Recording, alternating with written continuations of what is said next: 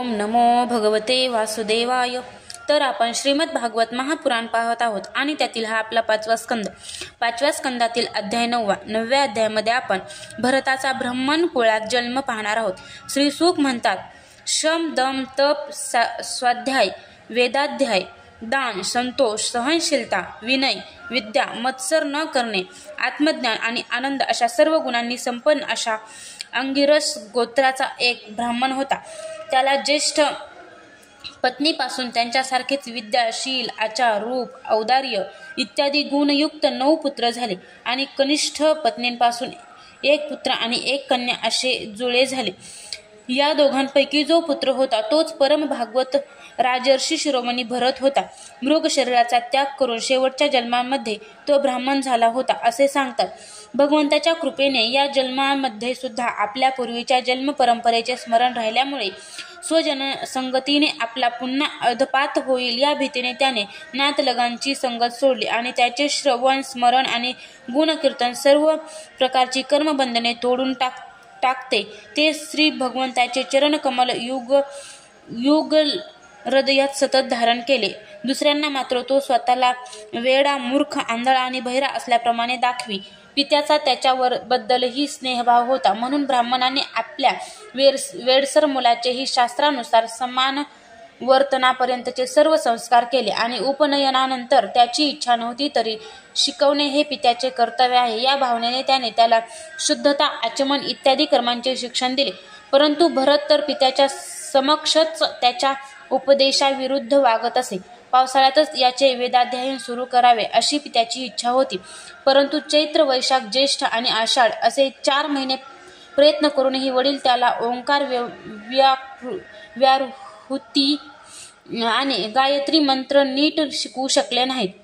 असे होऊन सुद्धा आपल्या या आत्मवत पुत्रावर अत्यंत प्रेम असल्यामुळे त्याची प्रवृत्ती नसतानाही पुत्राला चांगल्या प्रकारचे शिक्षण दिले पाहिजे असा भलताच अट्टास धरून तो त्याला पवित्र वेदाध्ययन, व्रते, नियम, गुरु आणि अग्नींची सेवा इत्यादी ब्रह्मचर्य आश्रमाला अवश्य नियमांचे शिक्षण देत राहिला.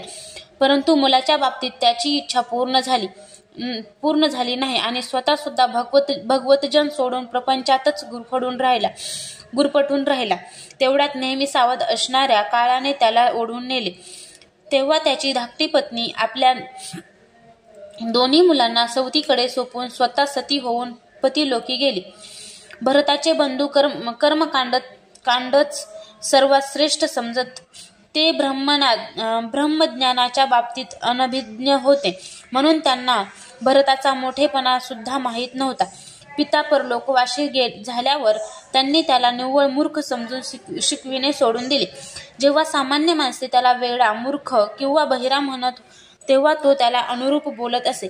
कोणीही त्याच्याकडून कोणतेही काम करून घेण्याची इच्छा करी तेव्हा तो त्यानुसार करी. कधी वेठ बिगाराच्या रूपात, कधी मजुराच्या रूपात.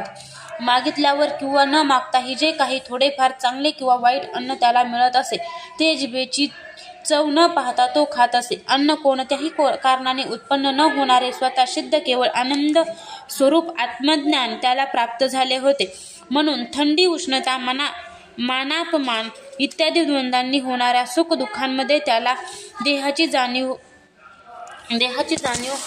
होत नसे.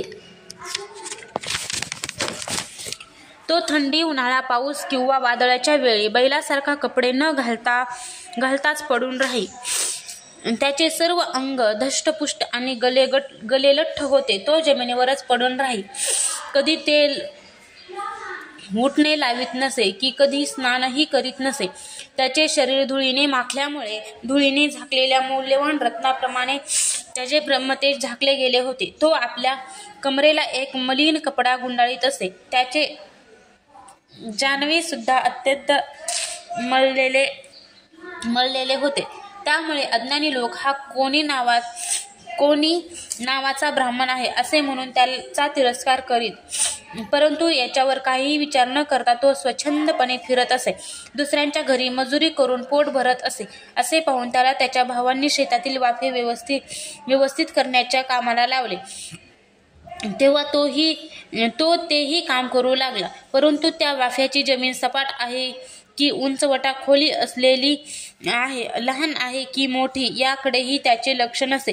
त्याचे भाऊ त्याला तांदळाची फणी, पेंड, भुसा, किडलेले उडीद किंवा भाड्यांना लागलेले जळके अन्न जे काही देत ते घेऊन तो अमृताप्रमाणे समजून खात असे. एकदा एका डाकूंच्या सरदाराने पुत्रकामनेने भद्रकालीला मनुष्य बळी देण्याचा संकल्प केला. त्याने जो पुरुष देण्यासाठी पकडून आणला होता तो आपल्या नशिबाने त्यांच्या हातून निसटून पळून गेला. त्याला शोधण्यासाठी त्यांचे सेवक चहूकडे धावले, परंतु अंधाऱ्या मध्यरात्रीच्या वेळी त्याचा कोठेही पत्ता लागला नाही. याच वेळी दैवयोगाने त्याची नजर अकस्मात या अंगरीष गोत्राच्या ब्राह्मण कुमारावर पडली. तो विरासनात बसून हरिण, डुकरे इत्यादी प्राण्यांपासून शेताचे रक्षण करीत होता. हा मनुष्य पशु कितीतरी चांगल्या लक्षणांनी युक्त आहे, याच्यामुळे आपल्या धन्याचे कार्य निश्चितच सिद्धीला जाईल असा विचार करून त्यांचे मुख आनंदाने उल्हसित झाले आणि ते त्याला दोरीने बांधून चंडिकेच्या मंदिरात घेऊन आले. नंतर त्या चोरांनी आपल्या पद्धतीनुसार विधीपूर्वक त्याला स्नान घालून, नवीन वस्त्रे नेसून, तसेच अनेक प्रकारची आभूषणे, चंदन, पुष्पमाळा व तिलक इत्यादींनी विभूषित करून चांगल्या तऱ्हेने जेवू घातले.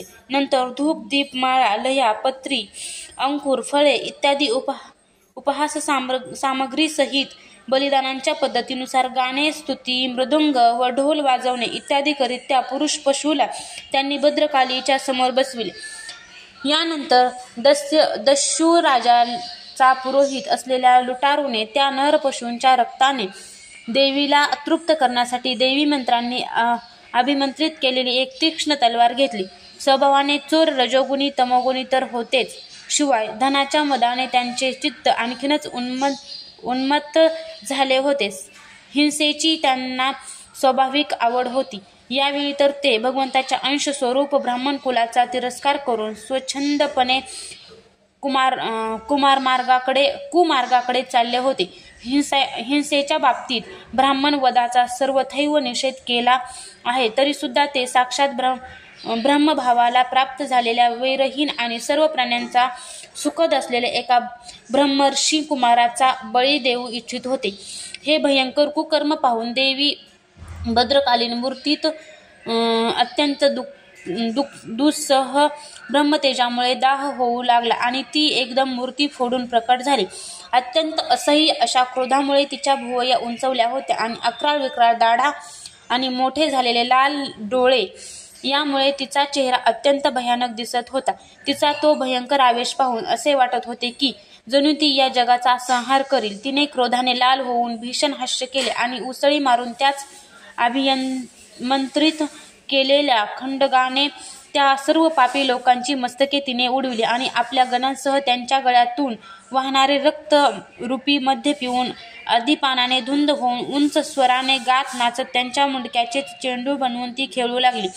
महापुरुषांवर केलेला अत्याचार स्वरूप अपराध जशास तसे या न्यायाने असाच आपल्यावर उलटतो. परीक्षिता, त्यांचे देहाभिमान रूप बळकट बंधन तुटलेले आहे, जे सर्व प्राण्यांचे सुहृदय आणि आत्मा तसेच वैरहीन आहेत. साक्षात भगवंत भद्रकाली इत्यादी भिन्न भिन्न रूपे धारण करून आपल्या कधी न चुकणाऱ्या कालचक्र रूप श्रेष्ठ चक्राने ज्यांचे रक्षण करतात आणि ज्यांनी भगवंताच्या निर्भय चरण कमलांचा आश्रय घेतला आहे, त्या भगवत भक्त परमहंसावर आपले डोके उडविले जाण्याची वेळ आली तरी ते कोणत्याही प्रकारे व्याकुळ होत नाहीत. यात काही मोठे आश्चर्य नाही. अध्याय 9 समाप्त.